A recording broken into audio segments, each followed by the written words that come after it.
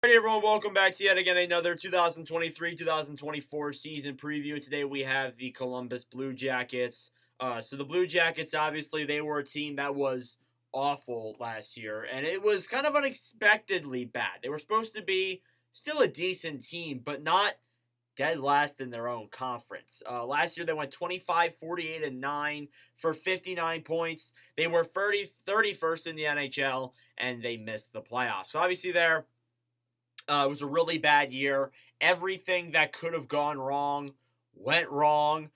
Injuries just piled up on top of each other, losing streaks. It was just all in all a brutal year for Columbus for sure. So yeah, it stinks, but it happened. And I think definitely after this year, though, it does seem like they're going to go in a better direction. This should have been the worst year of, I guess, this rebuild that they're doing, or this retool. Not entirely too sure what it is.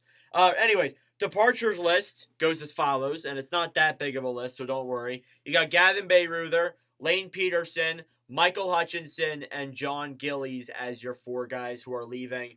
It's not really that big of players. Bayreuther, just a fourth line guy. Same with Peterson. Hutchinson and Gillies were more or less just backup goalies to Merzlikins. So really, you're not losing too much there.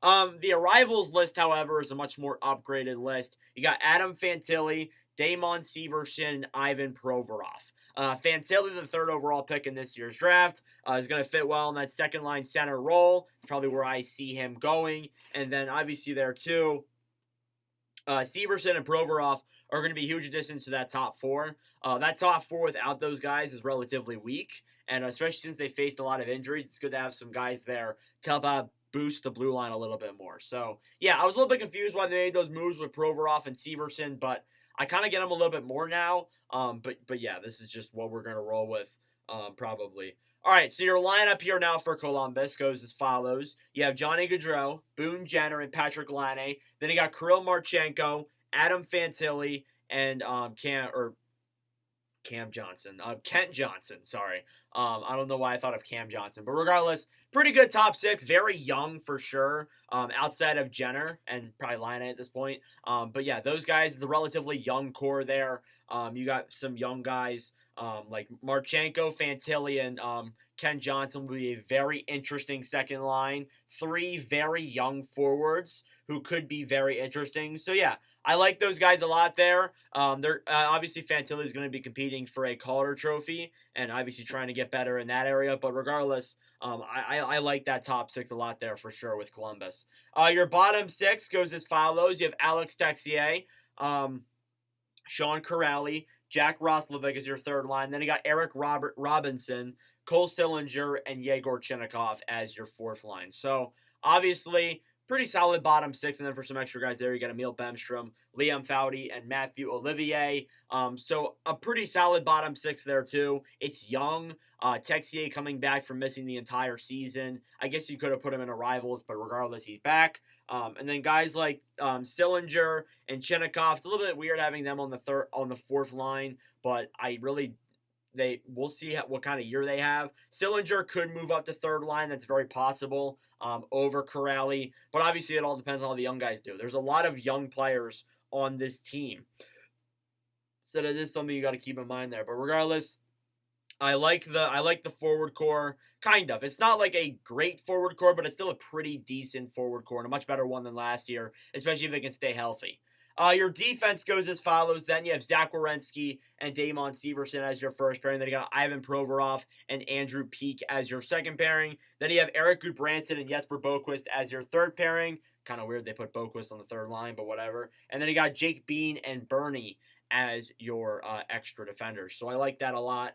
I like the defense a little bit more. Provorov, a turnover machine, as I've mentioned in many Flyers videos, but obviously a different change of scenery to Columbus could help him out.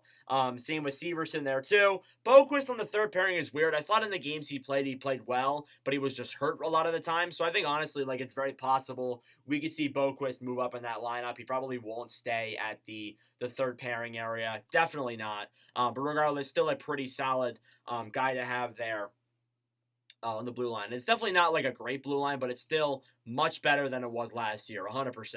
Then you got your goaltending. It's Merzlikins and Tarasov. Then you got Greaves as your third string goalie. I won't expect Greaves to see too much NHL time.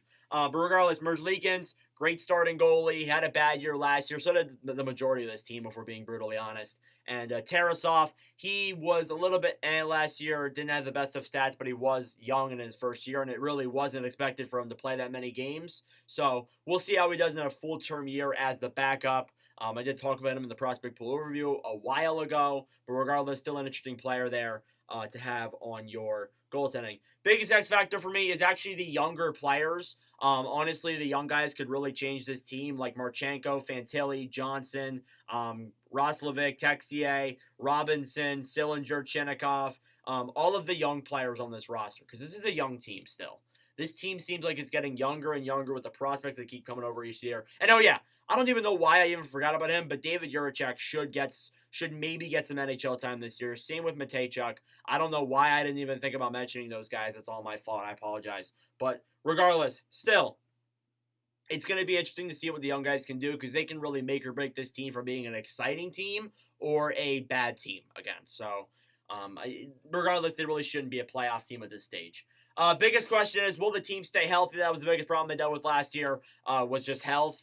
They couldn't stay healthy. So obviously we're going to see there if they're going to be able to last.